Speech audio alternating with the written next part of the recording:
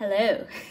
This video, I'm going to talk about how we planned our wedding in 4 months. 23! I know that with COVID, so much can change, like literally within days, sometimes even hours, with all of the different announcements and restrictions always changing. So I'm going to be sharing more of the principles that helped us plan our wedding that I think will be able to work for any wedding, whether big or small, 2 years from now or 2 months from now. This is pretty much like the order of business that we followed. I'll put everything into a blog post with more detail in how we broke down our budget, if that interests you. I'll also put all of our vendors in the blog post. That way, if you want to follow up with them or see who we contacted, feel free to look them up. So my first tip is to get an idea of what you like and what you don't like. I know some people have a hard time figuring out what it is they exactly want because there are so many options out there. So I suggest starting with what you don't want or what you don't like or things that you don't really care about. So for us, it was actually some Filipino traditions that are in weddings. We didn't really want any sponsors because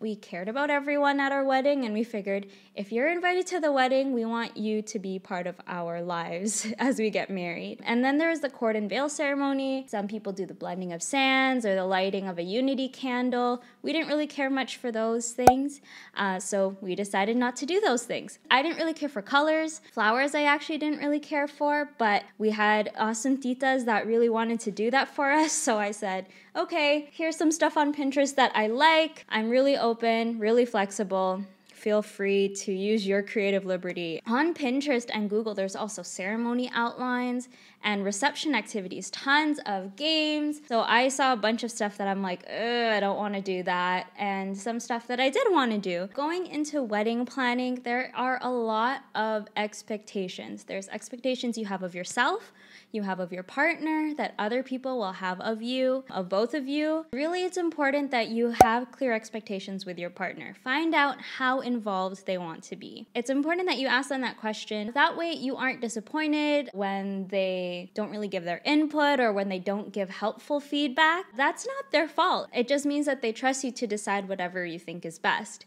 And so I actually got this idea from apracticalwedding.com. They were a huge help. And this is not sponsored, by the way, but they had so many resources and checklists and templates and examples of actual weddings to follow and to get ideas from. Honestly, anything you can think of wedding related will be there. I bought both of their books actually, so if you know me personally and you'd like to borrow them, let me know. I'd be happy to lend them to you. But the main thing that you do want your fiance involved in is your priorities and values list. A Practical Wedding calls this a mission statement, a wedding mission statement. And it pretty much anchors every decision that you make. Really, don't let yourself get caught up in all the extra stuff. Focus on what is actually important to both of you. And you want to be really specific. So here, I will put up on the screen our mission statement. Our wedding is an intimate, Christ-centered community celebration for our family and close friends to hear the gospel and be part of our new life together. Gil wasn't very involved in the wedding planning because he wasn't really that picky, but because we both laid out what was important to us in our mission statement and with our values, I knew when to involve him and when I could make decisions on my own. We also had a list of our priorities, and I'll put those here on the screen. So budget was one of our top priorities. The average wedding in Toronto costs almost $45,000. We spent about half of that. Now, our parents helped us pay for our wedding, which we are so grateful. And when we were discussing planning with them, we told them our mission statement, gave them our list of priorities, and it helped us to stand firm behind them. It helped us to say, no, we're not going to do this, and yes, we're going to do this. My next tip is to make your guest list. And with COVID, that list may be 10 people, that list may be 5 people, or it could be 30 people. Either way, make that list. Regardless of how big or small your wedding is, I recommend this order of making your guest list. So start with, of course, the people that you and your fiance want to be there, who are non-negotiables or who you really, really, really hope can make it. Because if they can't be at your actual wedding, you can find other ways to involve them or to celebrate with them later. Then we made a list of people who would be really nice to have at our wedding, if we had space and if we had the budget for it. Because again, budget was our number one priority. And after that, I guess depending on what your relationship is like with your parents, for us, we wanted them to be involved and they helped pay for the wedding. So we asked them to make their own list. Even if it doesn't look like you'll be able to realistically celebrate with those people on those lists in the traditional way that a wedding would be celebrated, keep that list by your side and connect with them online or make plans to safely hang out with them in person. That way you'll be able to celebrate with the people that you love and the people that you want to have support you. How are you doing? Are you feeling overwhelmed yet? I hope not. I know there's a lot of stuff that goes into wedding planning, but I'm happy to help and share some of my tips and my process for planning it out. Then begins your venue research process.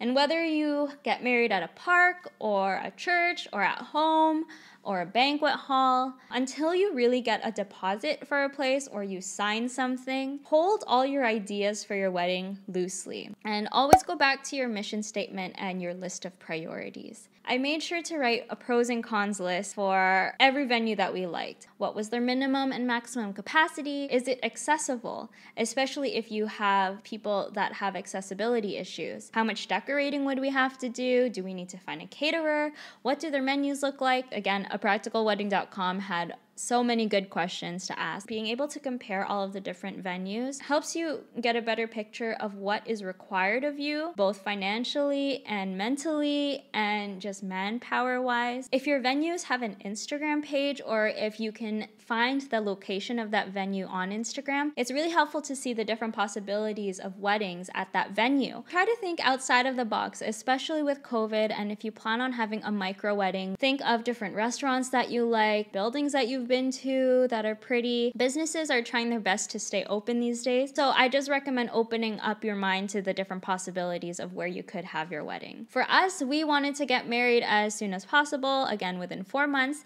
and so we just asked all of our potential venues which weekends they had available. We asked for a Friday, which we did get. Once we had our venue booked, we knew that we had to communicate to our guests as quickly as possible. And so making that communication a priority, having all of your guests' correct contact info is really important. Now, this is the part that I feel like a lot of people romanticize, which is the clothing. If budget isn't really a concern for you, then you can feel free to look at all of the dresses that you'd like without any limits. But if you are like me, then I recommend thinking outside of the box of what you think traditional wedding dresses should be. I just say that because there's a lot of overpriced stuff out there that you can get either secondhand, you can get a bridesmaid's dress that's white, you can DIY stuff, there are a lot of options. But the reason that clothing comes next in this process is because ordering your dress and alterations, and if you're getting a custom suit, can take a really long time. I started dress shopping the week after I got engaged. I got a few dresses from Shane and H&M that actually didn't end up really suiting me, but I'm glad that I gave myself that opportunity to try on a $100 dress. I just knew I was determined to not spend more than $700 on my dress. After talking to my friends and my mom, I decided I did want that traditional dress trying experience. I recommend calling the store ahead of time to say, hey, do you have dresses within this budget? Because you don't want to put yourself in a position where you are tempted to go above what you said that you would do. There is no shame in sharing your budget. There is no shame in saying that you want to save money. Just make sure that you don't compromise on what is actually important to you. At that dress shop, I ended up finding a dress that was just one size up. So they let me take it home that day, which they don't usually do. They usually order it, and it would be an extra 6 weeks minimum, they said. I ended up finding a seamstress online that could meet my deadline for the wedding. Alterations took about 2.5 months. As for Gil, he ended up just using a white button-up he already had. Then he bought a jacket and pants and tie all at Simon's, I think. And he did this about 4 weeks before the wedding, and alterations took 1 week. So that kind of gives you an idea of the timeline. And if you're like me, you might hesitate at first when it comes to alterations. Trust me, you want to make sure that your clothes fit well and that you feel good and that you make the most out of what you bought to wear for your wedding. Next is videography and photography. If you are camera shy or if you feel like you don't care about photos or videos, trust me, you will want to have tangible things that you can look at and hold on to remember your special day. Again, Instagram is a really great way to see different photographers in your community, and you can get ideas for the types of photos that you like. There are so many different styles of videography and photography out there, and really it's just a matter of finding what you like, what your taste is, and contacting photographers that have that style. Then, of course, you ask them what their availability is and for their price list. What I recommend is that if you find a photographer you really like that either doesn't work with your budget or they don't have your date available, ask them for recommendations. Most experienced photographers and videographers will be able to offer you recommendations of artists who have similar styles to them. One of the first things that you want to plan for your wedding is your honeymoon. Don't let yourself forget about it. You need to give yourselves that time and that space to just be with each other and to celebrate and to consummate. What you want to do is sit down with your fiance and think about how you want to spend your time together. Do you want to just chill and relax? Do you want to explore a place that you've never been to before? Do you prefer somewhere familiar? Do you want to eat fancy food? Do you want to eat junk food? Do you mind cooking for yourselves? Really, the possibilities are endless, even with travel restrictions. For us, we ended up doing a 3-day road trip. We were very ambitious in driving 8 hours to Quebec City the day after our wedding.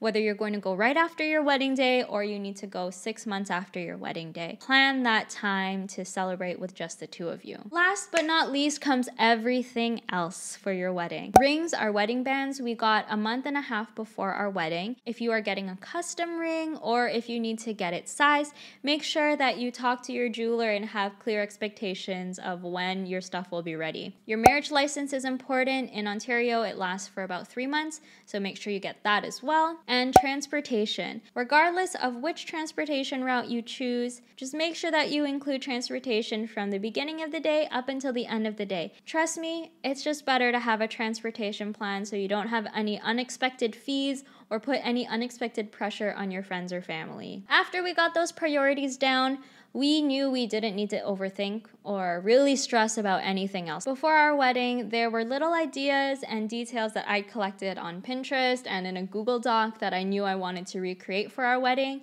So for example, we had a photo album with all of our guests. We had an iPad video booth that one of our friends let us borrow the tripod for,